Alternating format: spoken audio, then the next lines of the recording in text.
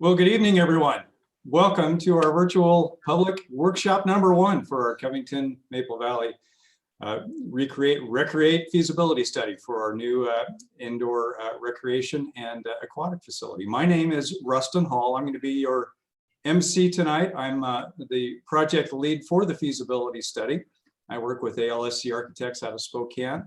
I also have several other people that are either going to be on screen or sort of behind the scenes, so to speak, making things work. I've got Drew Leipert with ALSC, who's our project manager. I've got Michael Dean with Desitel Heggie, who's going to, be talking about some of the outreach work that's been done to date. And I also have Ryan Nachreiner with Water Technologies Incorporated, the international aquatic design facility, who's going to share a lot of really fun information with you regarding aquatic facilities. So with that, there's really one primary reason for this meeting. This is the reason we're doing this. We want to know what you think. We want to know what you feel, what you think is needed for your local community in terms of recreation and aquatics. And unfortunately, with the COVID limitations, we can't do a live town hall meeting like we normally would like to. So we are making do and doing the best we can with the technology that's available. So we're doing this virtually tonight. And that really isn't going to slow us down. Quite frankly, there's a lot of different ways that we can seek and gain input from you. And the more of that we can do, the better, because the more input we have from anyone in your community, the better a feasibility study is going to be. And ultimately, with the feasibility study, what you're trying to do is test an idea. We are not designing a building. We are testing an idea here, and let's see what's feasible. And thankfully, so far, it's gone very, very well. There's work that's been done. We're going to go over here in just a moment. But the biggest thing here is we want to know what you think, and we're going to keep driving that one home throughout this presentation. We're going to go over our agenda here really quickly, and we'll be done by about 7:30 or thereabouts as we move forward. So the agenda, this is a blank slate. We want your input. We're not going to show you a whole bunch of images about a facility here. This is primarily about getting some input. Polling throughout our meeting. This is going to be an interactive session. We not only want you to just watch, we actually have some live ability for you to interact with us tonight. And you'll see those results of those different polling questions live on screen. And what's really cool about that is not only do we see the results overall, but you as a participant can see where you fit within the number of people here. And Michael, I don't know how many, do we have a count on how many people we have on the call? We have 29 right now. Okay, excellent. Well, you can tell where you are in amongst all of those other people that are participating here. So that's always a valuable situation. Once that polling is finished, then we will discuss those results briefly and keep going. We're going to talk about the steering committee and the core planning group as the structure that's working behind the scenes on getting this feasibility study completed. A little bit of the project history. We will go to Michael for some of the conversation on phone survey results so far. We just have findings. We don't have final results on anything. We just have information. We're going to continue to gather information for at least another month and a half before we really start coming to some conclusions and start testing some feasible ideas. We will then go to Ryan Nachreiner with WTI to talk about different aquatic facility types and amenities. It's really a fun thing to do. And again, and through all these presentations, we'll be asking, what do you think? What do you like? What have you done before? What have you experienced? Those kinds of things, and get your feedback. And then finally, we'll touch again on just how you can help us, how you can help us help you in a feasibility study like this. Be an ambassador for us, be a spokesperson, share the information. It takes a village to really truly create outreach for everyone. And we are desperate to find every way that we can think of to make sure everyone's been reached. And so we'll ask for some help on that towards the end. So with that, let's go ahead and go to the next one. Blank slate. What we want is feedback. And in each of these slides, what you'll see at the bottom in that banner is you'll see our website. That's recreateandrecreate.com. Where does that come from? We're trying to really literally recreate what recreation might mean for you and for your community. We do a lot of these studies and a lot of these types of facilities. And the one thing I can tell you, every single one of them is different. And when we talk about recreation, people have different ideas about what that means. There's really two basic components that we'll test with you tonight, and we'll see some of the results of some of the work that's already been done. A lot of it has to do with more of the social aspect of recreation, not so much the athletic side, and then more the athletic fitness, you know, the workout spaces, so to speak, the physically active spaces. So we'll be touching on both of those because they're both really important, but we want to see what's important to you. So more on that as we go here. We're going to go ahead and test out some of our ideas here on how we can interact with you tonight. Because again, we really want your feedback genuinely. We have a much better study when we maximize that. We're going to be launching some polls throughout this entire evening, and we want to start with a couple of really simple ones just to kind of see how are we doing? Is everybody understanding how the technology works on this? And so we're going to start with a real easy couple of fun polls just to kind of get the ball rolling here. So let's go ahead and roll out poll question number 1, which I realize sounds a little simplified, but that's intentional. What is your favorite color? Now, you've got several different choices there. In this particular one, you choose one. So please take a look. And is it blue, red, green, purple, black, orange, yellow, or is it something else that's not on the list? So as soon as you do that and submit that, we will start tabulating this, and it just takes a few seconds, literally, to get those results. And then those results are going to show up on the screen. So you can see in real time what everybody's favorite color is, in this case, on this call, just to test that technology out. So make your choice as quickly as you can, submit that, and we'll get a quick read on where we're going to go. And by the way, as you're doing that, as it turns out, this particular list of colors is actually nationally ranked most popular with blue down to number 7, in this case is yellow. So we're going to see how our group compares to all of that. So let's see what our results were. Well, there you go. You pretty much follow that national curve pretty close. Blue is my favorite color. That's fantastic. So again, that's how this is going to work. We've got a whole bunch of different questions that are sprinkled throughout the evening. So we'll keep working on those. Let's go ahead and run poll question number 2. How old are you? This is not just a random question. This helps us understand the audience that we're speaking to and how to start to gauge and understand the feedback that you're starting to provide to us. So how old are you? Less than 10, 10 to 20, 21 to 30, 31 to 40, 41 to 50, 51 to 60, over 60. None of my business. You'd rather not say, that's fine too. We will honor that. But it, again, just gives us a little bit of an idea of who we're talking to tonight. And it's very good qualitative information to have on hand. And frankly, as we're going through the rest of the presentation here while we're waiting for the results, go ahead and submit anything that you have in terms of a question, a thought, a comment, a concern, whatever it might be, using the Q&A button down at the bottom. If you'll scroll down, you'll see the Q&A pop up. Just type that in and submit it to us. We're going to be monitoring that tonight.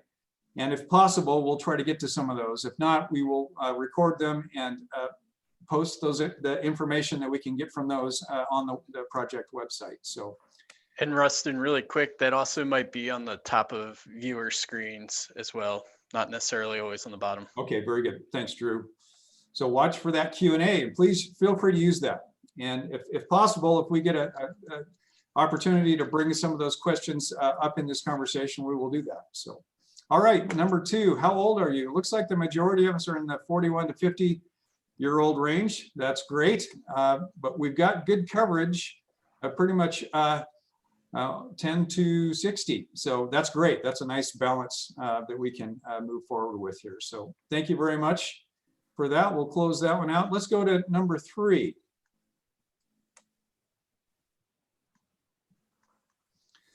So this simply is, where do you live?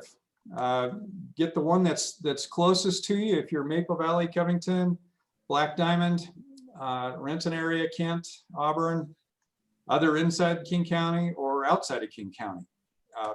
What we're trying to do is, as best we can, as part of our work, which we'll talk about here in a moment, is always about market area and what's the market analysis resulting in terms of the areas that we're working in, the primary, secondary, tertiary markets that a facility like this that we're studying might impact, and where would those revenue dollars come from, and perhaps how to think about financing the project. So if you could fill that out and go ahead and submit that, that would be really helpful.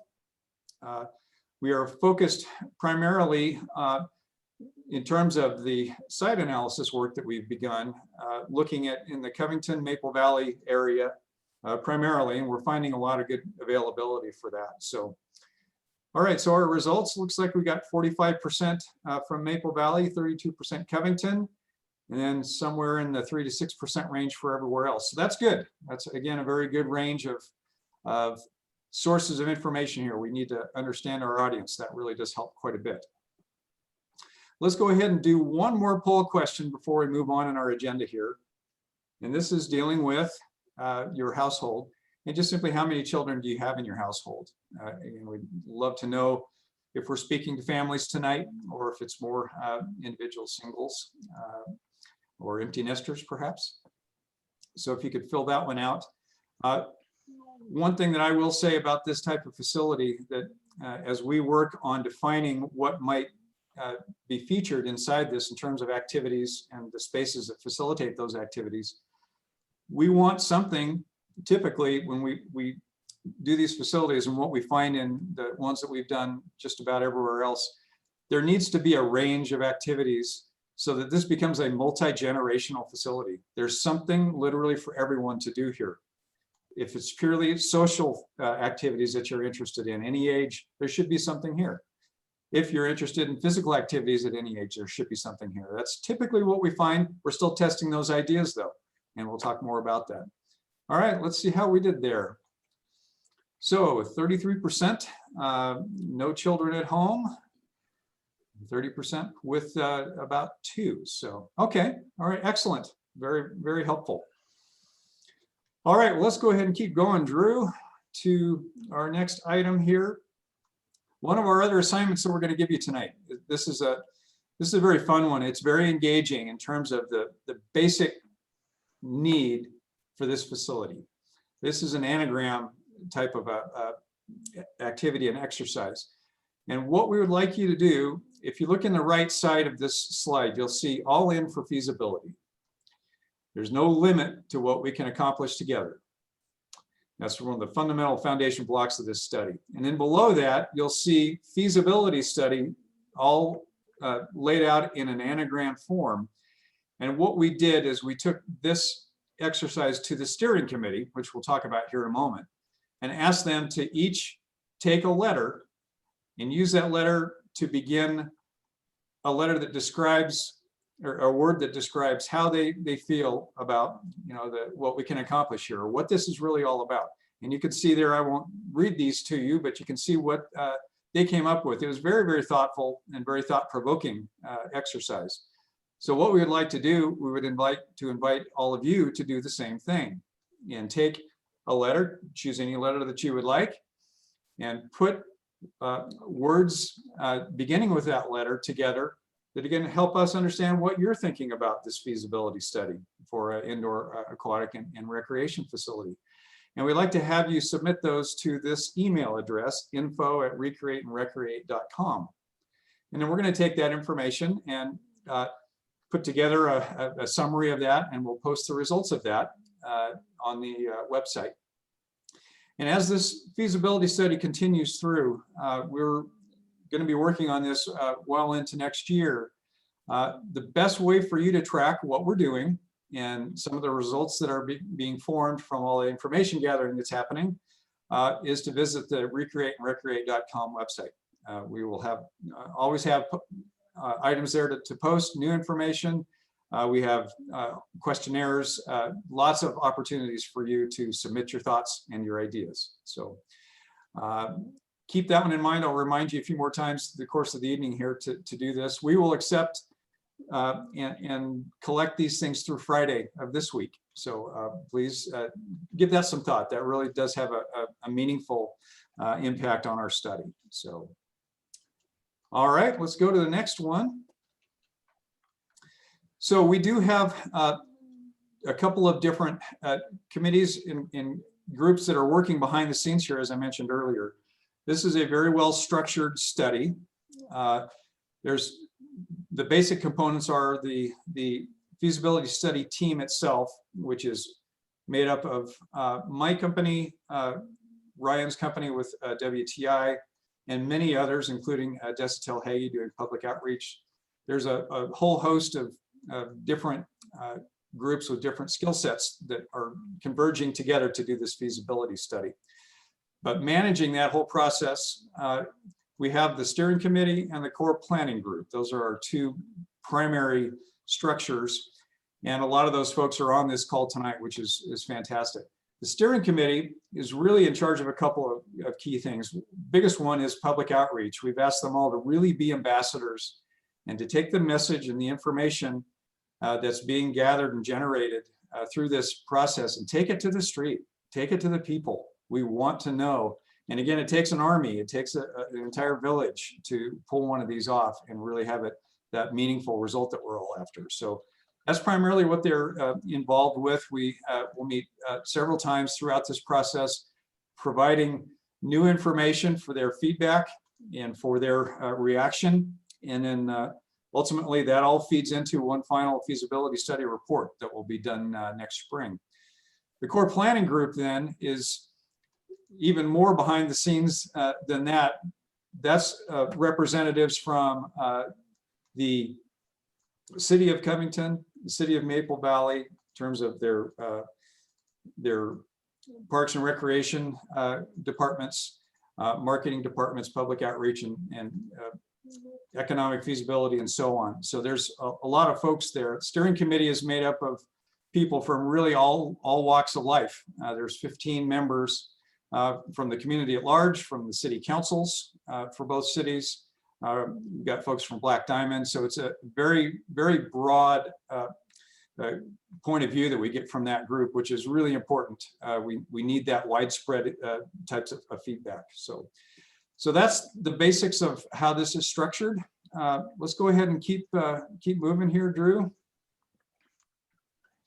And really quick, Rustin, Yeah. as we're starting to get some questions and answers, just to give people a little feedback on this, we'll try to contact you through the chat feature and then see if you're willing to present that question to the larger group, or if you would like us to just present that info.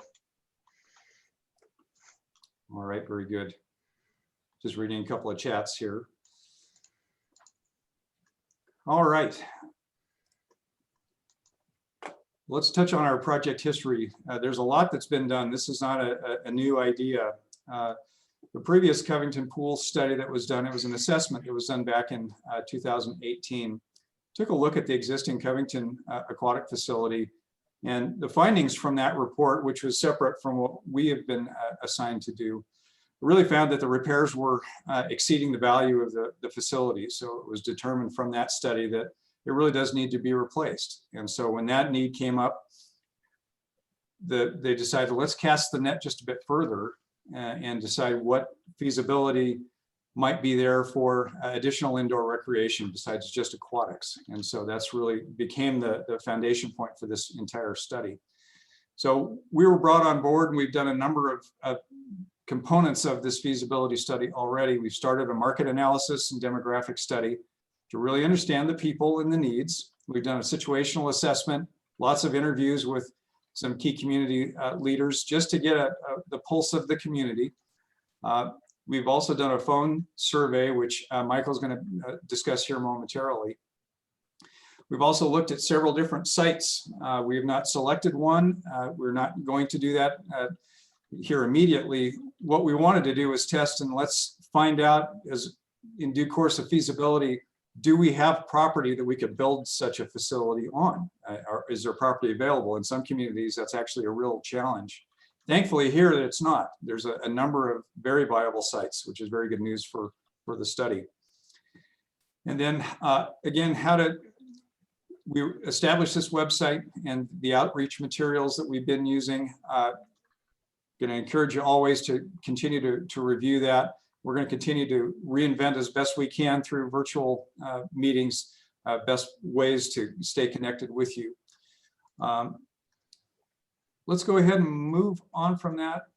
We've got another couple of poll questions for you. Before we turn the page here and move into our results that we've gotten initially, at least from our phone survey, wanted to touch base with you just on how things are going so far. Wanted to make sure things are working. How did you hear about the workshop for tonight? Is really important to us. That tells us if our outreach program is being effective or not. So if you could take a look at that, how did you hear about tonight's workshop?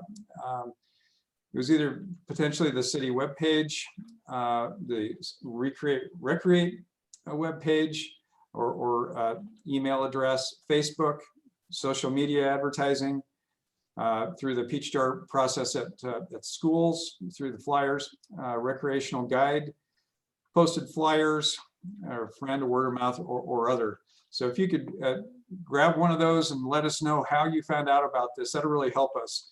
We're going to do another one of these virtual meetings with the general public out in January, and we really want to maximize the number of people that are participating in this. So it helps us understand how you found out about it in order to maximize that outreach. So if you could submit your information on that, that would be very helpful to us.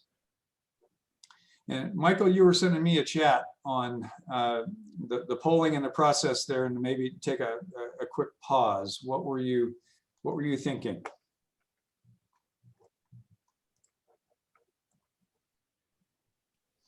You think there's a Zoom orientation that's needed?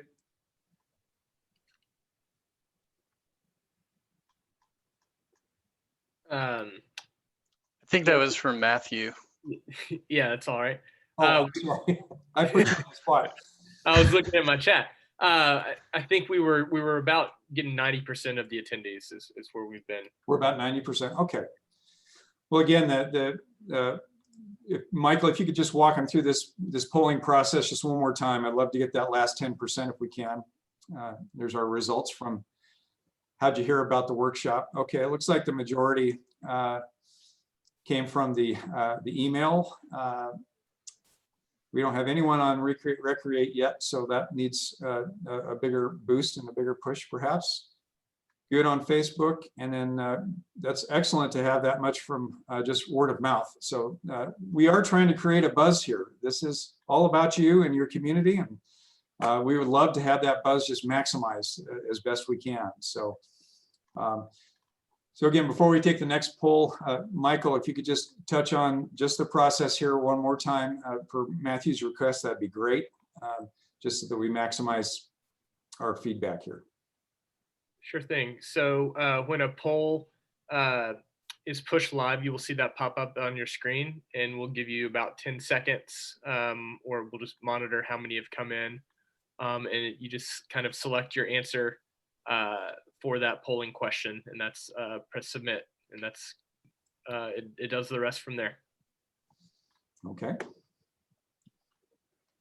And I was just looking on the Q&A. One of the questions that came up was,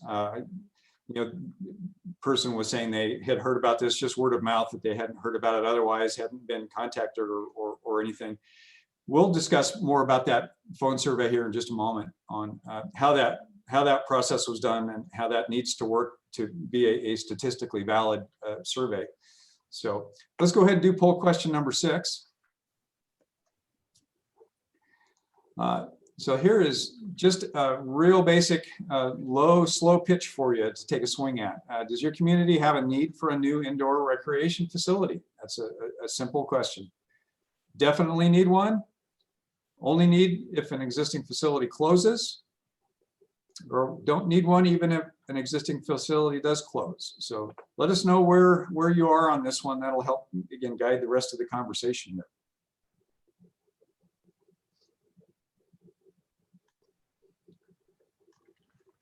And then Rustin, while we're waiting on this one, I know we do have some planning members and some steering committee members, and it probably would make sense for those people to exclude themselves. So that's probably also part of why we might not be reaching 100% on some of the polls, because I know that we already have those members excluding themselves as well.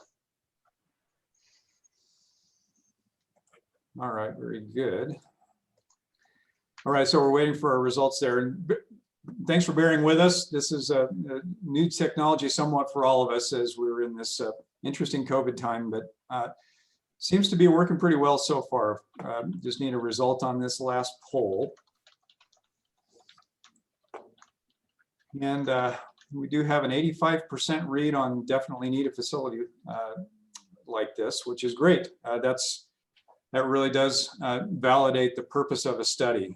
If you need one, let's really work hard and figure out what that ought to be. And what is feasible? What's the need? What are the costs? All of those things, which we'll talk about here more in a moment. So, all right, let's go ahead and do poll number 7 then, and then we'll move on. So this is kind of a test of how we've done so far in this presentation. Before we move on, select the most appropriate comment below from your perspective. First one, I have a good understanding of the information you just presented. Let's move on. Please review the purpose of this feasibility study before moving on. Please explain the history of actions leading up to this feasibility study before moving on. Please explain the feasibility process steps before moving on. Please explain the leadership structure of the feasibility study before moving on. So let us know how you want to do this. I mean, this would be a question I'd be asking you if we were all in the room together, and since we can't be, this is what we're going to do. And we'll do our best. You can also hit us with Q&A questions as we go, and we will continue to try to monitor those and to our best of our ability, answer them for you. So we'll see how we're doing on this one.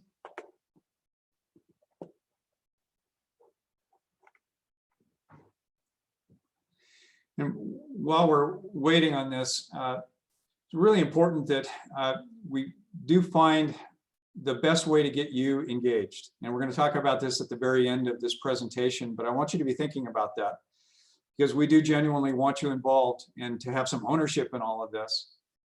And one of the biggest things you can do is talk about it. Spread the word. We're recording all of this. You can actually take this presentation with you, pull it off of our website, and do an evening with your friends and review this together and talk about it.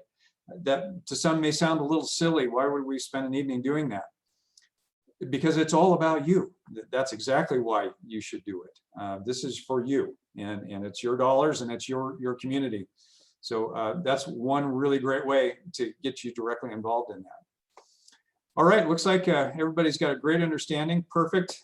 We don't need to dwell on this any further, and we'll continue on. So at this point, I'm going to introduce Michael Dean. Michael is with Desautel Hagee, public relations firm, and has been working with us from the very beginning on working on that outreach program, and a big part of that was a telephone survey that was conducted. So Michael, I'm going to turn it over to you. Thanks, Rustin.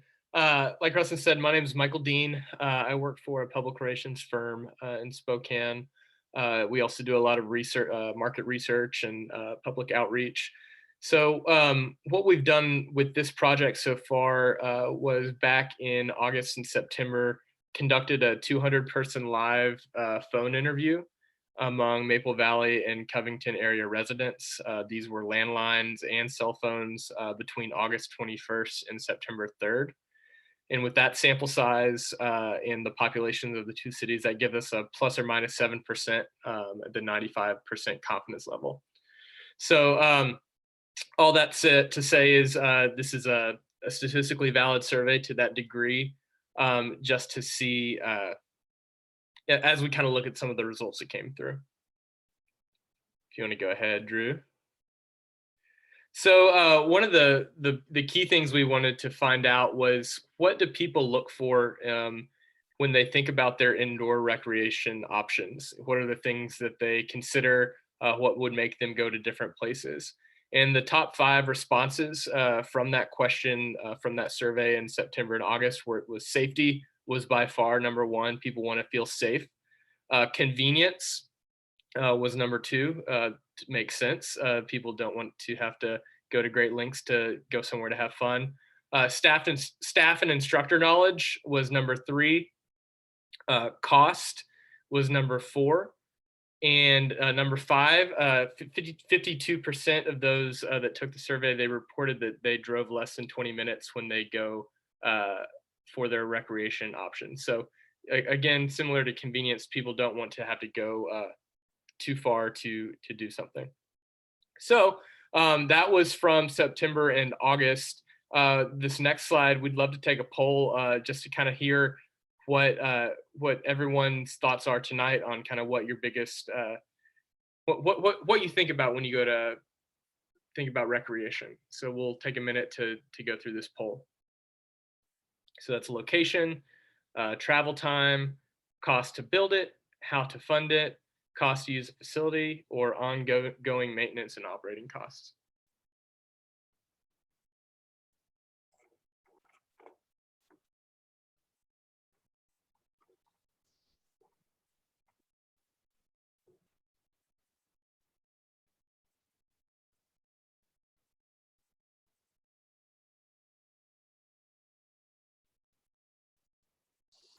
And Michael, I'll weigh in here really quick while we're waiting. These questions, or the potential responses to this question, I should say, these are all things that are components of this feasibility study. These are all things that we're going to be looking at, and that ongoing work is going to look at cost to build what the facility needs to be to facilitate the activities that everyone wants. Not only the cost to build it, but the cost to operate it and maintain it, what the revenue potential might be for that, where we might put it, and what would be charged, potentially for residents to use it. So these are very important things for us to understand in terms of priority for you. Location, location, location. 33% of you all mentioned location would be the top one. Travel time to get there, totally get that, especially in the area that you live. Costs, 8%. How to fund it, cost to use the facility, interesting, 31%. Thank you guys for responding to that. That's very helpful, just to kind of know where you feel. The next thing that we asked about in the survey in August and September was how people felt about their current options for recreation. And Drew, if you want to go to the next slide. And one of the things we asked was, do you feel there's a need for better quality recreational facilities in the area?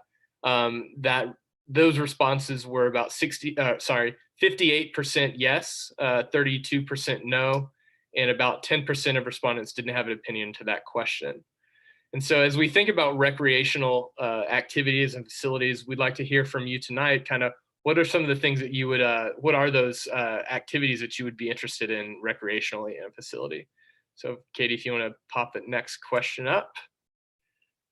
So we have teen-specific activities, senior-specific activities, youth, family-oriented activities, educational programs, arts and crafts, social gatherings like receptions, theatrical musical arts presentations, recreational swimming, or activities at the pool. So parties, classes, events, those types of things.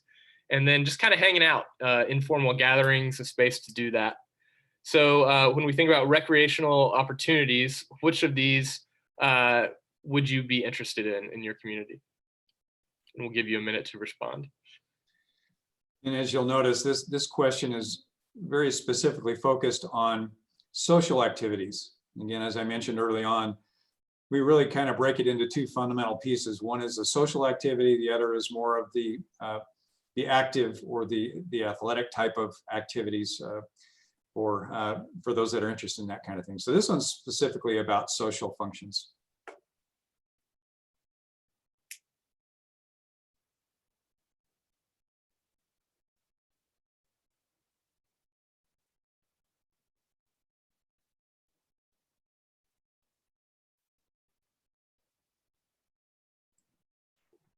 I'd also note on the polls, you'll see on the right side of the box that the polling questions are in, there's a gray bar there. If you don't see the bottom question, grab that gray bar and slide it up or down. I saw that on mine, I had to slide it down to get that last question on my screen. So just a tip there. Thanks for that reminder, Rustin. All right, we're trickling them in, Katie. There we go. Teen-specific activities, 44%. Going down a little bit. Recreational swimming won. 29 out of 36 of you that voted for recreational swimming at 81%. That's good because we are talking about an indoor and aquatic center. Next up, youth family-oriented activities was pretty high at 56% of people voted for that. Social gatherings like receptions, organizational meetings was 61%. Interesting. Thank you guys for responding to that question.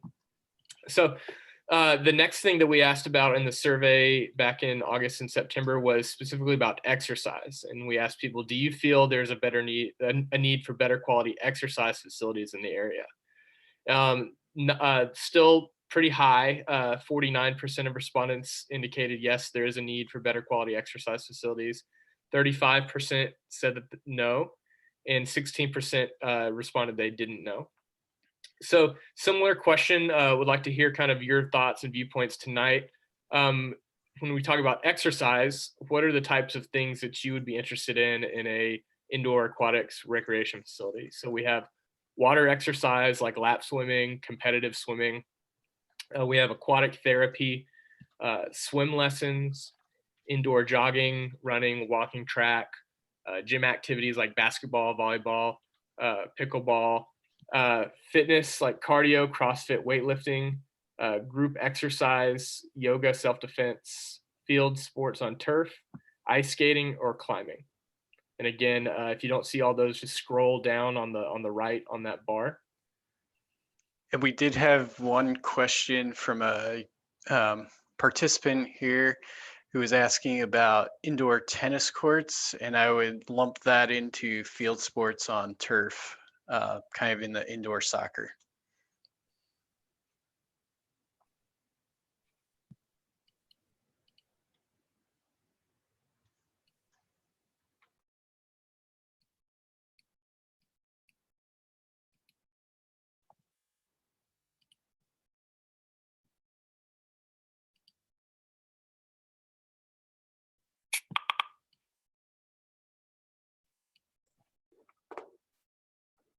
And on the regarding the aquatics types of facilities, our entire next section of this presentation is going to really focus very hard on making sure we're all kind of using the same language when we talk about aquatic facilities. There, of all the different spaces that we have, that seems to change the most often in terms of new ideas, new technologies.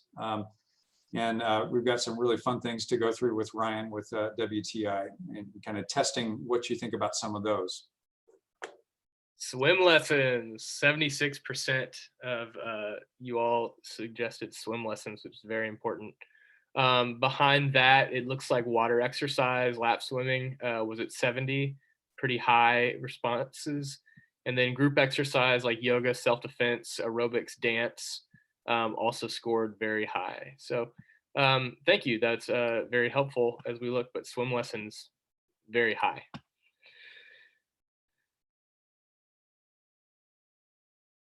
So that's good that swimming lessons got very high, because one thing that we did ask back in August and September were what are the features, a very similar question to what you just answered, were what would you be interested in a pool project. Recreational swim was number one. That scored really high on that first question that we asked, or the second question we asked you tonight. And then swimming lessons, as we just saw, you all agreed with the general survey on that one, that one was very high. Spa world in August and September, spa, whirlpool, and hot tubs scored very high, and also water therapy. And then some of the uses and activities that we asked about, what are the amenities and the features of the building. An indoor pool and aquatic center obviously was very high, just based on the things that we talked about. Gymnasium with the basketball and volleyball courts were scored very high when we asked that the general survey earlier this year. And then the indoor walk track and then a senior center was also scored highly in that earlier survey. So Rustin, I'll kick it back to you real quick, but that's kind of wraps up our sections from the phone survey that we went through. We'll try it without muting myself this time. Thank you very much, Michael, for that. And again, I would encourage you, if there's things that we just talked about that you would like to know more about or ask questions about, please use that Q&A function tonight. We'll get right back to you as quickly as we can. With that, we're going to go ahead and shift to more an aquatic facility conversation. Again, there's just so much to this. It deserves kind of its own category of conversation. Thankfully, we've got Ryan Nachreiner with WTI with us tonight. We've been working with Ryan for many years now, and WTI they just really know their stuff. They work internationally. They're right on the cusp of all the latest trends in aquatic facilities, done hundreds and hundreds of these, literally. And it's just a great conversation to get to have, to learn the language. What is, this specific type of amenity referred to, so that we can all be on the same page with that. So Ryan, it's all yours. Yeah, thanks, Rustin. So as Rustin alluded to, the pools and the water spaces in a recreation center are really highly valued areas. So I want to talk a little bit about how we go about designing them, and then as Rustin said, get into the terminology and kind of help start defining what are those spaces and what are those pools and the features that go in those pools. And how we ultimately design an aquatic center is what we call a purpose-driven design. So it's certainly fun to talk about the features and the cool things that can go in a pool, but we always want to focus on the base of what is the purpose for coming to the pool? What is the purpose for being a visitor to the center? And that helps us determine what are the activities that can happen there. And we've talked a little bit about that already in some of the polling questions, or what are the things that will occur there. And that helps us define what are the spaces. And then certainly the spaces help us define what those features will ultimately be. So let's get into a little bit about what those different spaces look like and can exist in an aquatic center. So before we go too far, I do want to ask one poll question that gets at the heart of what we're talking about, is the purpose of visiting. Why do you come to the pool? So what is your primary purpose of coming to an aquatic center or a future pool? Now we've just have a few purposes here, and we're kind of forcing you to pick one, or you always have the other option. And we know that, there's multiple reasons that somebody would come to an aquatic center, but if you had to pick one from this list, what would it be?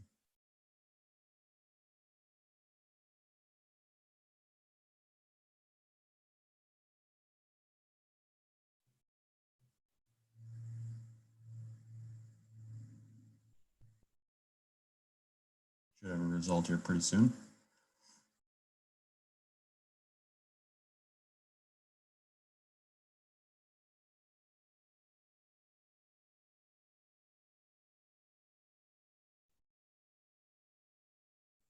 Okay, so well, it's a little bit spread out, but certainly exercise is the primary reason that most of us here are coming to a pool. Obviously, to play in second place, and then to relax as well. There's a few others, or not visiting the pool. So often our job is to try to accommodate those multiple purposes with different types of spaces. So let's talk a little bit about what a pool can look like. And there's different types of pools, and they go by different names. So a leisure pool or a recreational pool, when we're talking about that, we're talking about a pool that's really designed for fun, for open play, often with a lot of activities. Often, like the pools pictured here, they have different zones and different areas where different things are more likely to occur. They have a lot of features that spray and dump, and you can interact with. So they're highly engaging pools that try to appeal to a wide group of people. A competition pool or a lap pool is more focused on athletic activities and sports swimming in particular. So it's your lap swimming pool. It's the pool where a swim meet would be held, competitions would be had, and not just lap swimming, but maybe things like water polo or other events, very sports oriented. There's also wellness and therapy pools. So these are typically a little bit warmer environments, warmer water. They're typically smaller pools, and they're there for rehabilitation and therapy of, say, sore muscles or an injury recovery, or even just general wellness and well-being. Of soaking in hot water is a very therapeutic and healthy aspect. Lazy rivers are becoming more and more a standard and a staple in an aquatic center. Often these are combined into leisure and recreation pools. They're channels of water where the current is moving, and you can either float along and enjoy yourself and have the entertainment of being in like a river-like environment. They're also used a lot for fitness and exercise. You can walk against the current or with the current in either direction.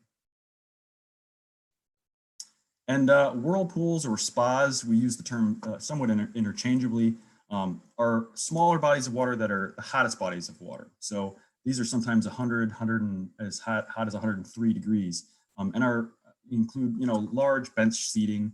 They're truly meant for just relaxing and staying still. They're also very highly social spaces. It's a great spot to relax and just converse with your neighbor.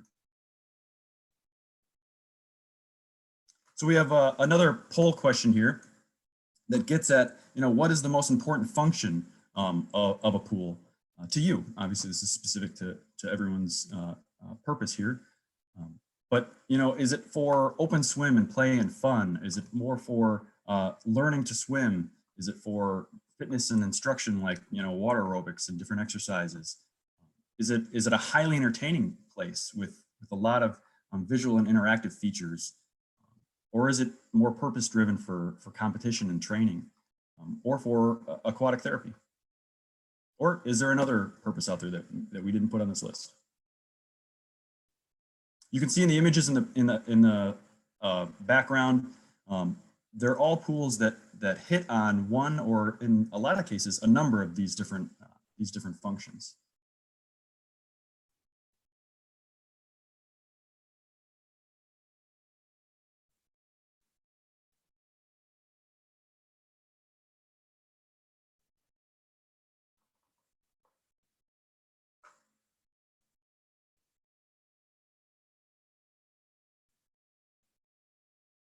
Okay, so yeah, interesting results.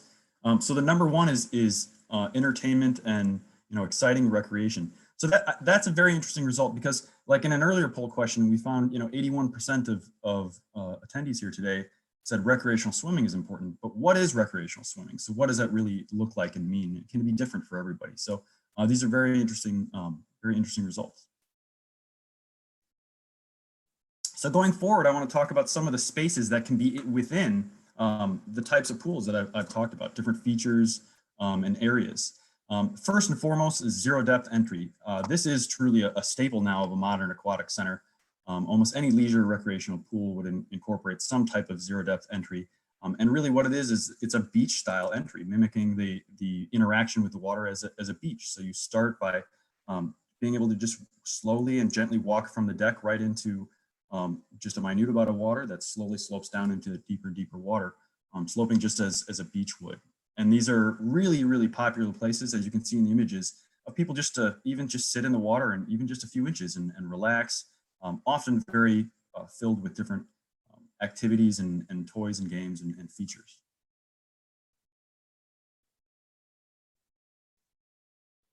So play structures, often in zero depth entry areas and other components of leisure pools, are kind of the tree forts of a swimming pool. So they are structures that in a lot of times can be climbed up into and on and contain a lot of interactive features and water cannons and guns and dumping features.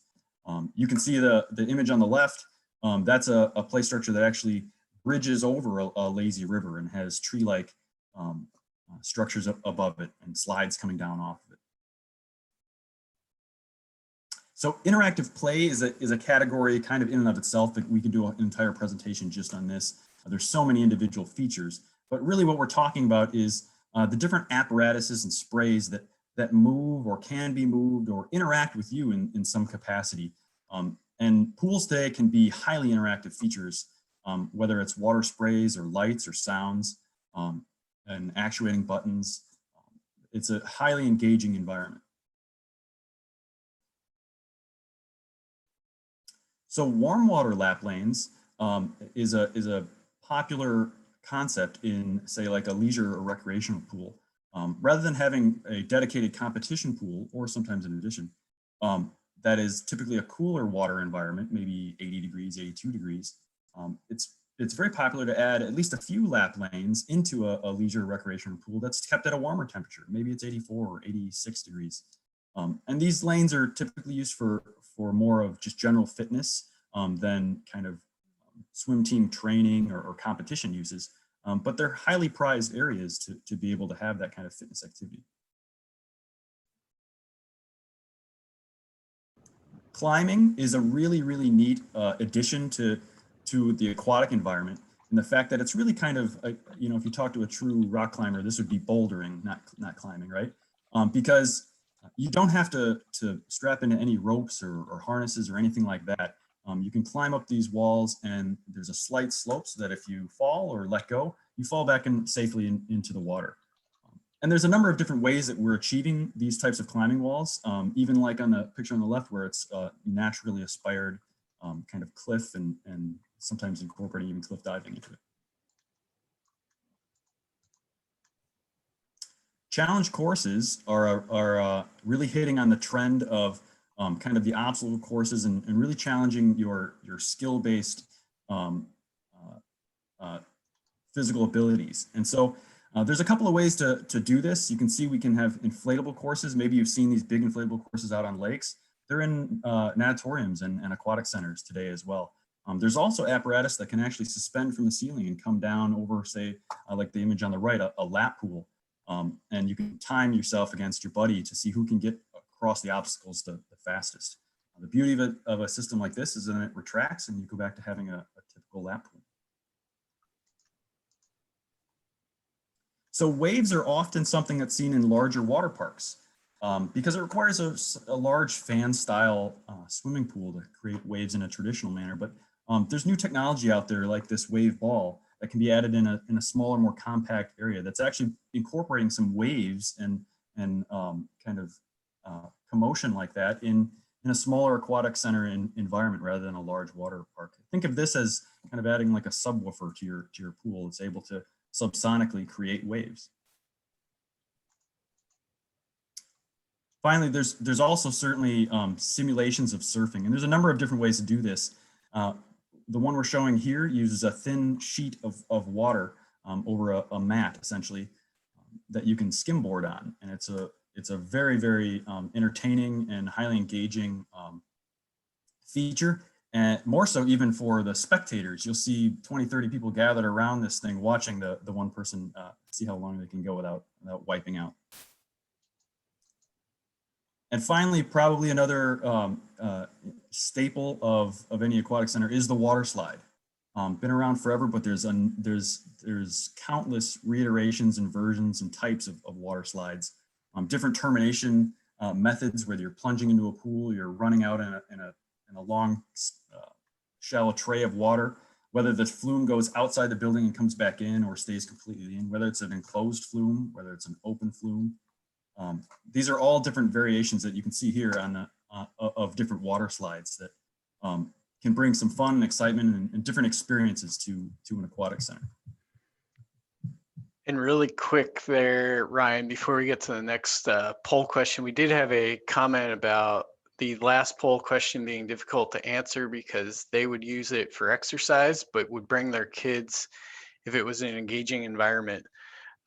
So we'll note that in the report, but just wanted to have that out there so everyone kind of hears that. So answer to the best of your ability. And we know there are some limits in how to answer in these poll questions and responses. So The other thing that people could do is also email those thoughts and concerns to the info@recreateandrecreate.com to get that info out there as well. Yeah, thanks, Andrew. That's a great point. There's definitely going to be multiple purposes across any family unit or a group of people that come, right? So just to try to kind of hit on some of the things that we've talked about and get a little bit of feedback. So in your ideal pool, what's included in that pool?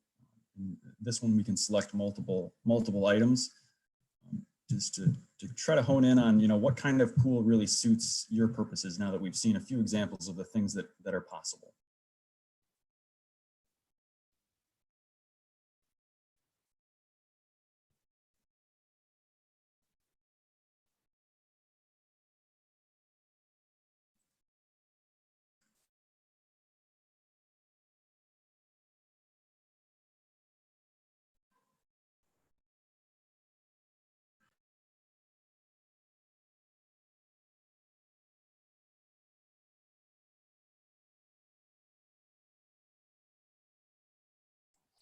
I guess while we're waiting for those results, I'll weigh in on one point of this.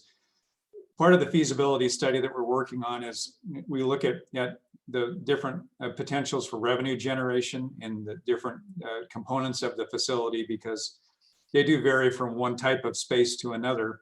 And even within the aquatic area, it varies from one type of pool to another. And so we will be looking very carefully as we're doing our business modeling work and taking a look at the facility needs and start to take a look at that signature of cost versus revenue for each different space. So here we have the results, and I think it's fair to say it's pretty evenly, fairly evenly spread across a lot of these different categories. So, and that's not surprising. That I think one of our goals will be to try to have a little bit of different purposes for everyone. And that's why you see a lot of those types of features that we've talked about, whether it's a lap pool or a leisure pool, and the features that go in both in a single aquatic center.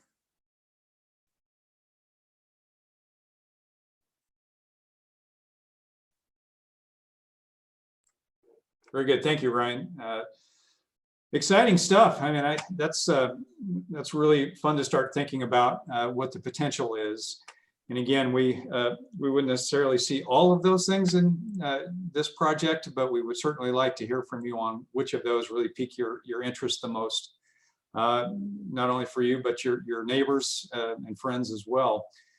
And so this last slide is really just talking about getting involved. And I touched on this earlier. Get involved. What does that mean? There's some very specific things. Number one, we'd love to hear back from you on that anagram that we talked about earlier. Take one of the letters from feasibility study and put your thoughts with that letter beginning those words on what that could mean for you and what's most important to you. So how do you get involved? First of all, thank you for being here tonight. This is all being recorded. This is all going to be available for anyone to review. And so please let people know that it's out there. Take the reins on this. This is all about you and your community. And we will do everything that we can for outreach, but we will do better with more of your help. And we'll talk more about that too. So talk, your fellow citizens, the steering committee members that are out there, if you can post information via the email, post anything there that really you feel relevant. We're not going to be making that information public. We're going to use that internally. But if you've got an inspirational image, a facility picture that you absolutely think is just, we have to have this, that's all very good information for us. If your children want to do a sketch, a character sketch or any kind of inspirational image that you would like to share, email it to that email site, and we will absolutely take a look at it, because we are looking to be inspired by you. And the only way to do that is to, number one, be listening with the intent of receiving information, not just responding. We listen to learn, and we really want to know everything about you relative to this type of facility study. Organize a family watch party. If there are folks that really wanted to see this tonight that couldn't, share it with them, invite them in. Invite them to that next meeting on January 19th. That's going to be a really important one. We're going to be doing more of this kind of thing, but you're going to see at that meeting a little more on the results side. We will be winding down on our information gathering and really starting to process that information. What does that mean? What does that look and feel like? What does feasibility start to look like in a facility like this? Excuse me, I misstated. January 21st for that next town hall meeting. Excuse me. Over the next 5 weeks, we're going to continue with our outreach. And one of the things that's been absolutely clear as a direction from our steering committee members has been try not to miss anyone. Don't let a language barrier be an issue. Don't let technology barriers be an issue. Figure out how we can reach as many people as possible. This is another great way for you to get involved. If you can think of an idea, a method, a location, an organization that we absolutely should be talking to, email that to that info@recreateandrecreate.com. We would love to see that, and we'll act on it. We are, over the course of the next 5 weeks, really ramping up, not so much on individuals as much as more key stakeholder interest groups. Now that we know, at least in terms of initial results, what the community is interested in through our phone survey and through conversations like this, we now have something that we can take to potential partners out there that may want to help us create this feasible facility through sharing finances or sharing site, land information with us. Who knows? There's all kinds of different possibilities out there, but we won't understand all those fully unless we have really completed a very exhaustive outreach plan. So that's another great way for you to get involved. Let's see, I think we've just about gotten there. I would again just ask you, this is a great chance to ask us any further questions that you have. I see one of the chats that came up, we need to send a mailing out. We'll absolutely take a look at that idea. We certainly have a flyer available to do that. And again, we recognize not everyone has access to technology. And again, that makes it really tough in this COVID limitation time to meet with everyone. So we're trying to be as creative and innovative as we can. And for that, we really do need you to let us know what you think. So with that, I think we're going to go ahead and bring this meeting to a close. We'll see if there's any other chats that come up. We'll wait just a minute or two. And again, let us know what you think on the anagram. That really does help us. Stay vigilant on that recreateandrecreate.com website. We'll continue to post information. And again, that's going to start looking more like results as we move forward here. And just any way you can think of to let us know what you think and share that information. And Rustin, there are some questions on where people can find the links of this. If people go to the Recreate and Recreate website below at the bottom of this, from that they can grab the links and also share those on Facebook for the recordings. And then the cities of Covington and Maple Valley are also sharing that on Facebook. So great. Hopefully that helps people. Yeah. So we have 2 more poll questions. So let's go ahead and do those. And this really is intending to try to summarize and capture where you are as an individual based on everything that you know so far. So which of the following best describes your current thoughts or feelings about a potential new indoor aquatic recreation facility? I'm excited. I would use it. That's great. I'm interested that it's being considered. I need more info before I support public funding for it. I'm interested that it's being considered, but public funds taxes should not be used. Don't have a strong opinion.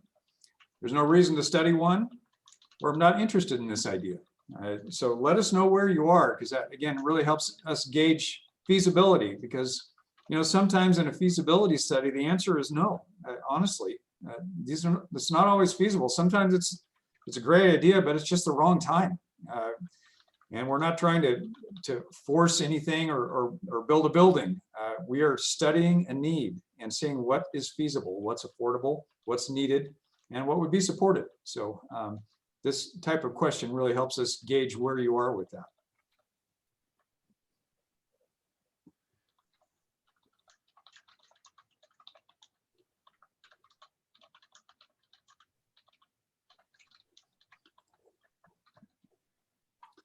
And while we're waiting, one of the locations, have potential locations been discussed?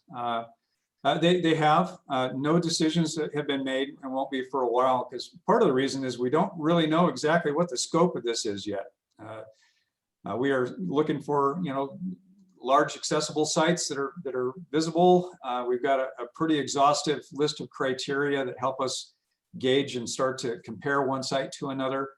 And we've looked at a very large number of them.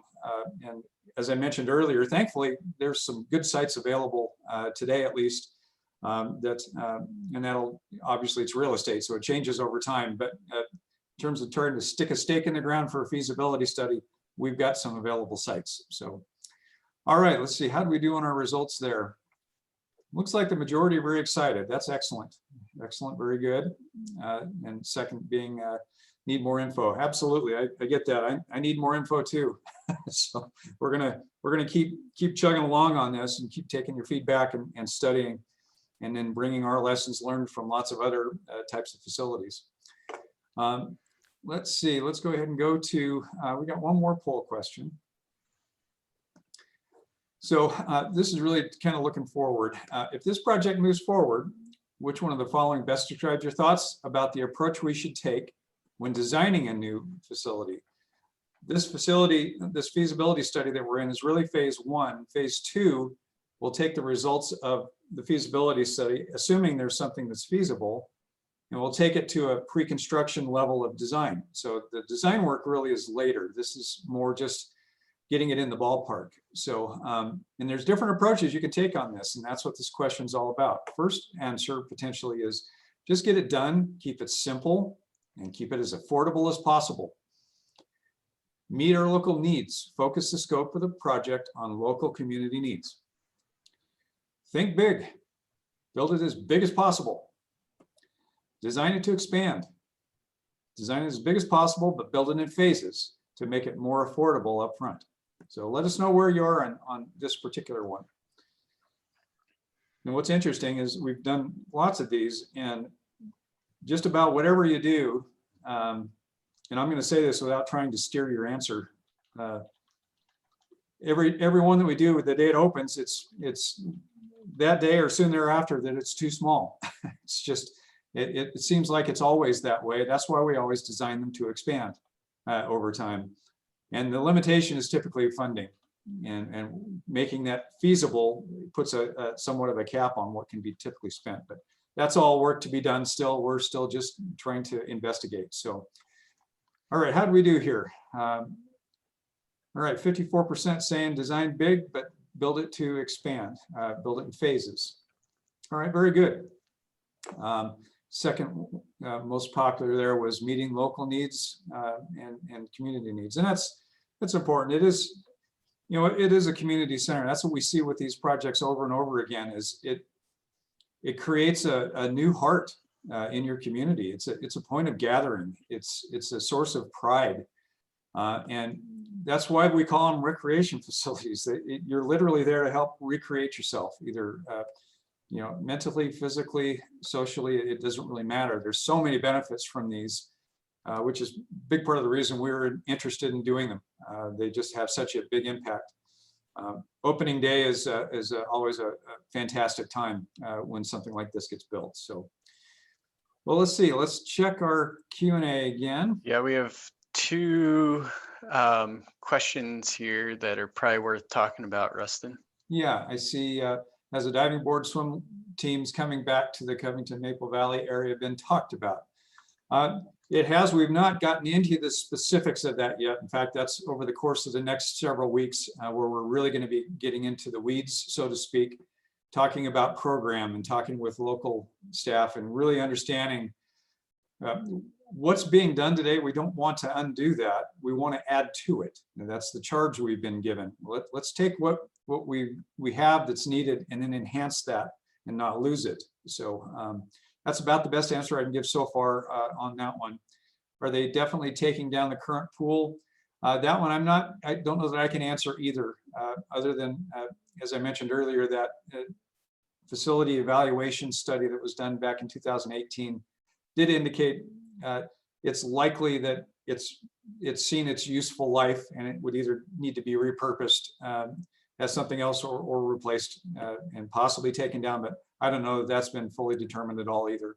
That's something to be determined still. We got any others, Drew? Looks like we're doing pretty good. Yep. I haven't seen anything else. I was muted and trying to talk to you. Okay. All right. Well, I think with that, we're going to go ahead and bring this to a close for this evening. Thank you again very much. Please get involved. We want to know what you think and what you want. And we want to make sure you are well represented as a community. Help us reach out to those that are difficult to get to. And we will have a much better result from that. So with that, again, Rustin Hall leading the facility study team. Thank you so much for everything. And keep those ideas coming. Use that email address. Send us stuff. We would love to see that. Again, we're not going to post any of that publicly. We're going to use that internally. So send us what you can for inspiration and for information, and we will make very, very good use of that. And then, Rustin, we do have another question here about stakeholders and seeking input from them. And then one more just popped up. Okay. Oh. So questions, are you seeking input from current stakeholders that use the pool? Absolutely. That's what we're doing here in the coming weeks. There's all kinds of different, it's a very long list of folks that we'll be reaching out to, not only that are specifically currently using the pool, but in a broader sense, who might use a recreation facility that's got the social amenities, that's got the exercise amenities, that's got the pool. And this is a new thing. And we can't just go strictly on what is currently happening today. We got to get everyone to expand their thinking as to what could be. And we don't have a budget yet.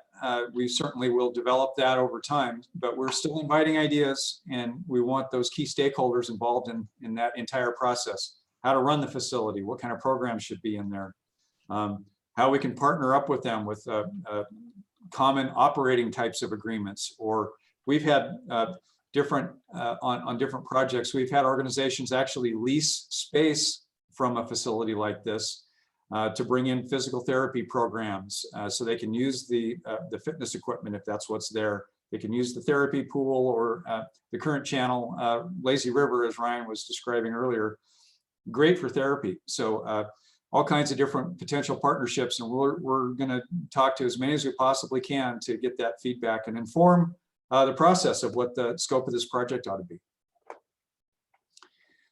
Thank you for all for sharing this with the community. Our pleasure. That's why we're here. We would love to hear from everyone. So, all right, Drew, we got it?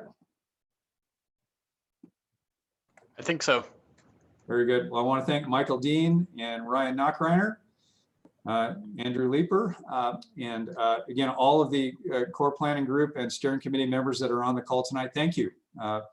This is exactly what we want. I'm sorry we can't meet in person, but that's going to be right around the corner for us. Looking forward to that sometime next year, hopefully, and keep this process moving. So thank you all very much. Have a good evening.